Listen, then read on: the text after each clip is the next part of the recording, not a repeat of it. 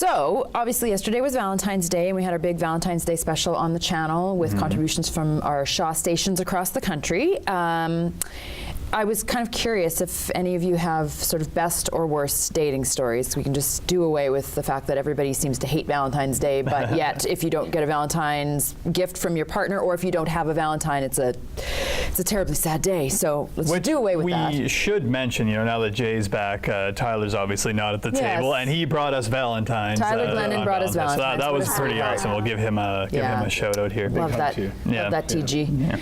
But anyway, best or worst dating stories. And I looked at you because we were talking off camera about you have some crazy ones. I do too. Yeah, I mean, I don't know how many I can say on TV, but yeah, I definitely one of the worst that I've ever had, and I think this should just be a tip, people out there. It's not that funny, but well, it's funny to me, I guess. But I 2 times in a row, I went on 2 dates with this person. Don't ask me why I went on the second one. I'm not sure. But the first time picks me up from work. And so, of course, like at that time, I was doing weather for breakfast television. So I was dressed quite, professionally. He knows this is picking me up from work. Takes me to a restaurant. He's wearing shorts and a t-shirt and a gold chain, by the way. Wait, how thick was the gold chain, though? Gold chains are not ever cool. Oh no, if they get like that thick, they're awesome. They're not.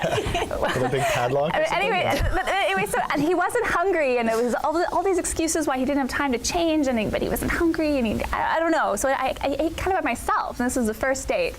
And it was also really weird because he took me to a restaurant where he knew everybody, so people just kept coming to the table to like talk to him, and it was very awkward. So I'm not really sure why I did the second. I think because he convinced me that it was a weird day, and he still wanted to take me out. That seems bad enough that you think to yourself, like, it cannot be that bad the second time. That was a fluke. But the second time, like a week later, this time he picks me up. I think he's looking a little bit nicer at this point, but he says, what kind of food do you like? And I'm like, well, I like ethnic food, like I like spicy food or whatever. And he was kind of at a loss, didn't really know what to do. So I was like, well, what about this Thai place? And so we go there, and he's looking at the menu, and I'm like, okay, I know what I want to eat, and I'm starving, and I haven't eaten all day, because that's what you do when you go on dates. Like you don't eat all day so that you can eat on their dime. On their dime. Of course, exactly. And then, the same thing. Yeah, I'm a single mom. Like, I have to get it right. So I take stuff home for my kids too. I put it in my purse. Can I get some more dinner rolls, please? Just put them in there. And then he's sitting there. Mommy went on a date. I'm actually not going to order anything because I don't like curry. Oh. And so I ate by myself again. Weird. But I ate. And he paid. That's bizarre. Yeah, that's weird. So I'll throw one out there, and I don't know. I had met a guy very, very briefly and said, do you want to go out? Sure, we talked on the phone to sort of set up the date. Seemed normal and nice, and decided to meet for gelati. He actually picked me up, which was a good date. Yeah. Write that one down. Anyways. Your longtime girlfriend will appreciate that move. Yes. Anyway, so he picked me up, which is rare. I normally would have, back when I was single, I would have chosen to drive myself just for safety's sake or whatever. Mm-hmm. Anyway, he picked me up, and the chat in the car on the way there was fine. Walked into Nucci's Gelati on Corridon. I immediately went into the washroom and came back. And we hadn't even ordered our gelati, and he says to me, so did everything come out okay? I'm not joking. That's awesome. Come on. That's a little feeler you throw out there to test the waters to see if the person you're with can deal with stuff like that. Oh, I was horrified. Even if you don't know me and don't know my disdain for bathroom talk, you don't ask a girl on a first date, did everything come out okay? See, I'm on team that guy. I have to. Well, yeah. I'm gonna give Jess a call and find out if you wooed her with such lines. I'm sure it was something like that. Oh my gosh. Anyway, I wooed her with a luge suit. Are you kidding? Yeah. I kid you not. A luge suit? I'll tell that as my date story after. All right. Yeah, for sure. Anyway, I was so horrified. We got our gelati, and I was so annoyed by that point. We're 10 minutes into the date. We sat down, kind of ate our gelati. I feigned a headache, told him to drive me home, and probably the date was 30 minutes because I lived pretty close to Corydon at the time. That's a deal breaker. Just so you know. Yeah. Wow. Now, I will say, my boyfriend Taryn, who I've been with for more than 2 years now, he claims that he planted a seed 6 or so months. We met briefly on a curling shoot. Actually, I was covering curling, and he's a curler.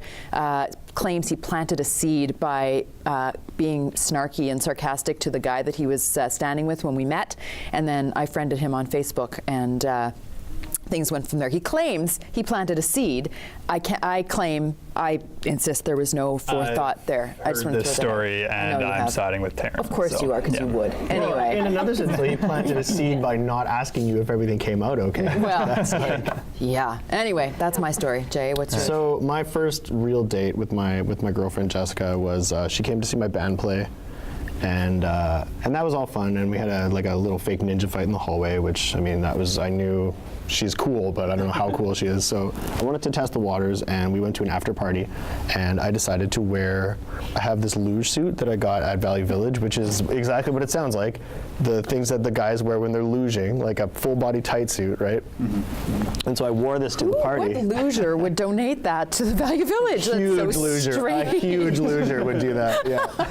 That's right. So I wore this to the party, and 80% of the people at the party are just like, okay. I can see you. And so her friend that she was there with pulled her to the side and said, that's the guy, seriously? And Jess is like, yeah, that's him. And her friend actually said, Jess, you could do way better. She actually said that. Yeah, we're real friends with her now. But she loved it. She was all into it, so I thought that was pretty cool. And that was my way of weeding her out from people that wouldn't think that was cool. Because if she's going to be dating me, she's going to have to deal with stuff like that anyway. All the time, yeah, every exactly. day. And Jess is a pretty cool chick. Oh, she's awesome. Yeah, tolerant. That would be, I would say, her number one quality, as a matter of fact. And 3 weeks in Thailand, I bet she had to be extra tolerant. Oh, extra tolerant, absolutely, for sure. You didn't wear that luge. I did not. No, it's way too hot for Do you luge. still have it? Oh, yeah. Oh. Absolutely. Oh, heavens. Yeah. Okay. Let's take a break, and then we'll hear from these two when we come back.